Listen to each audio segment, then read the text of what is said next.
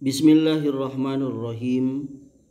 Teman-teman sekalian yang dimuliakan oleh Allah, kita bertemu kembali pada konten baca buku di channel Amri Al-Jambi ini. Pada kesempatan kali ini, buku yang akan saya baca yakni buku yang berjudul Kompilasi Peraturan Perundang-undangan Kerukunan Hidup Umat Beragama. Ini yang saya miliki, ini edisi ke-8, Departemen Agama RI, Badan Litbang Agama dan Diklat Keagamaan, Puslitbang Kehidupan Beragama, bagian proyek peningkatan pengkajian kerukunan hidup umat beragama, dicetak ulang oleh proyek peningkatan kerukunan hidup umat beragama, Jakarta 2004.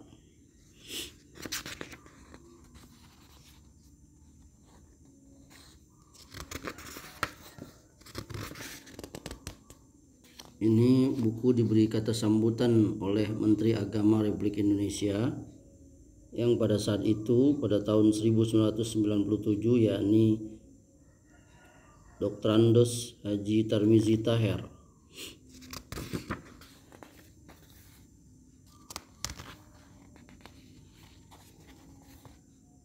Ini tim penulisnya.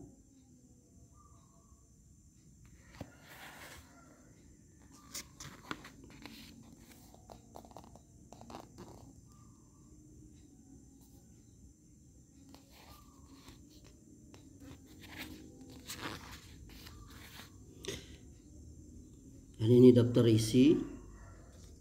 Nah, yang akan saya baca pada kesempatan ini yakni poin ketiga, yakni pedoman pendirian dan penggunaan tempat ibadah. Ada bagian B, penggunaan tempat ibadah, nomor 3, yakni pedoman penggunaan pengeras suara di tempat ibadah yang ada di halaman 58. Kita akan lihat di halaman 58. Ya, ini.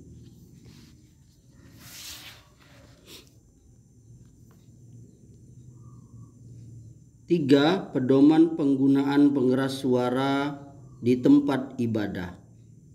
Berdasarkan keputusan Lokakarya Pembinaan Peri Kehidupan Beragama Islam dalam kurung P2A tentang penggunaan pengeras suara di masjid dan musola, Direktur Jenderal Bimbingan Masyarakat Islam mengeluarkan instruksi nomor /2 Cap /D/101/78 tentang tuntutan penggunaan pengeras suara di masjid dan musola. Pengertian pengeras suara di sini adalah perlengkapan teknik yang terdiri dari mikrofon, amplifier, loudspeaker, dan kabel-kabel tempat mengalirnya arus listrik. B. Pengeras suara di masjid, langgar, atau musola, yaitu pengeras suara yang tersebut di atas yang dimaksudkan untuk memperluas jangkauan penyampaian dari apa-apa yang disiarkan di dalam masjid, langgar, atau musola seperti azan, iqomah, doa, praktek sholat, takbir, pembacaan ayat Al-Quran, pengajian, dan lain-lain. B. Pemasangan pengeras suara. Untuk tercapainya fungsi pengeras suara perlu pengaturan pemasangan sebagai berikut. Diatur sedemikian rupa sehingga corong yang keluar dapat dipisahkan dengan corong yang ke dalam. Jelasnya terdapat saluran yang hanya semata-mata ditujukan keluar. B. Dan yang kedua berupa corong yang semata-mata ditujukan ke dalam ruangan masjid, langgar, atau musola. C. Acara yang ditujukan keluar tidak terdengar keras ke dalam yang dapat mengganggu orang sholat sunat atau zikir. Demikian juga corong yang ditujukan ke dalam masjid tidak terdengar keluar sehingga tidak mengganggu yang sedang istirahat. C. Pemakaian pengeras suara. Pada dasarnya suara yang disalurkan keluar masjid hanyalah azan sebagai tanda telah tiba waktu sholat. Demikian juga sholat dan doa pada dasarnya hanya untuk kepentingan jamaah ke dalam dan tidak perlu ditujukan keluar untuk tidak melanggar ketentuan syariat yang melarang bersuara keras dalam ibadah sholat. Sedangkan zikir pada dasarnya adalah ibadah individu langsung dengan Allah Subhanahu wa Ta'ala. Karena itu tidak perlu menggunakan pengeras suara baik dalam maupun keluar. Secara lebih terperinci kiranya perlu dipedomani ketentuan sebagai berikut. A. Waktu subuh. A. Sebelum waktu subuh dapat dilakukan kegiatan dengan menggunakan pengeras suara paling awal 15 menit sebelum waktunya. Kesempatan ini digunakan untuk pembacaan ayat suci Al-Quran yang dimaksudkan untuk membangunkan kaum muslimin yang masih tidur guna mempersiapkan sholat, membersihkan diri, dan lain-lain. B. Kegiatan pembacaan ayat suci Al-Quran dan tersebut dapat menggunakan pengeras suara keluar. C. Sholat subuh, kuliah subuh, dan semacamnya menggunakan pengeras suara bila diperlukan untuk kepentingan jamaah dan hanya ditujukan ke dalam saja. B. Waktu zuhur dan Jumat. A. 5 menit menjelang zuhur dan 15 menit menjelang waktu Jumat supaya diisi dengan bacaan Al-Quran yang ditujukan keluar. B. Demikian juga suara azan bila mana telah tiba waktunya. C. Bacaan sholat, doa pengumuman, khutbah, dan lain-lain menggunakan pengeras suara yang ditujukan ke dalam. C. Asar, maghrib, dan isya. A. 5 menit sebelum azan pada waktunya dianjurkan suara keluar dan ke dalam. B. Pada waktu datang sholat dilakukan azan dengan pengeras suara keluar dan ke dalam. C. Sesudah azan sebagaimana lain-lain waktu hanya ke dalam. D. Takbir, tarhim, dan Ramadan. A. Takbir Idul Fitri, Idul Adha dilakukan dengan pengeras suara keluar. Pada Idul Fitri dilakukan malam 1 Syawal dan hari 1 Syawal. Pada Idul Adha dilakukan 4 hari berturut-turut sejak malam 10 Zulhijjah. B. Tarhim yang berupa doa menggunakan pengeras suara ke dalam. Dan tarhim berupa zikir tidak menggunakan pengeras suara. C.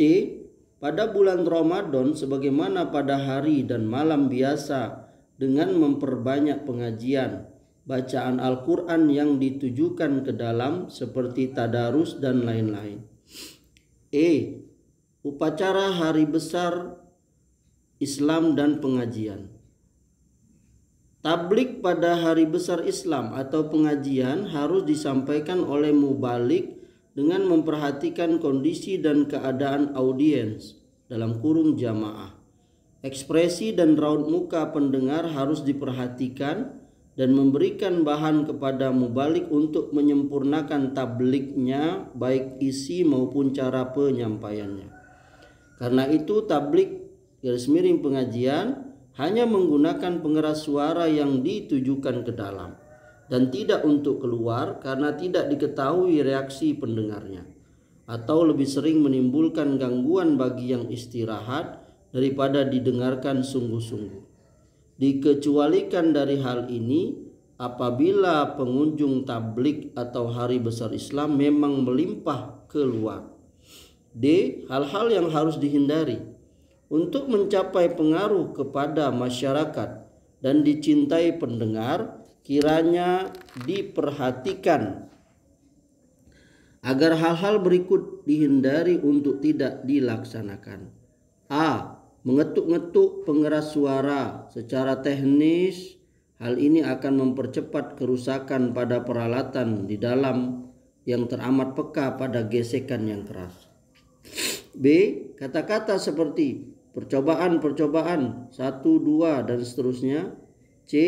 Berbatuk atau mendehem melalui pengeras suara. D. Membiarkan suara kaset lewat dari dimaksud atau memutar kaset dalam kurung Quran, ceramah yang sudah tidak betul suaranya. E. Membiarkan digunakan oleh anak-anak untuk bercerita macam-macam. F. Menggunakan pengeras suara untuk memanggil-manggil nama seseorang atau mengajak bangun dalam kurung di luar panggilan azan. E. Suara dan kaset. Seperti diuraikan di depan, suara yang dipancarkan melalui pengeras suara karena didengar orang banyak dan sebagainya. Tentu orang-orang terpelajar diperlukan syarat-syarat sebagai berikut. A. Memiliki suara yang pas, tidak sumbang atau terlalu kecil. B. Merdu dan fasih dalam bacaan atau naskah. C. Dalam hal menggunakan kaset, hendaknya diperhatikan dan dicoba sebelumnya, baik mutu atau lamanya, untuk tidak dihentikan mendadak sebelum waktunya. D. Azan pada waktunya hendaknya tidak menggunakan kaset kecuali bila terpaksa. Lampiran Instruksi Dirjen Bimas Islam nomor 2 Cap /D/101.78 bagian A, E, F, G, dan H. Semoga bermanfaat.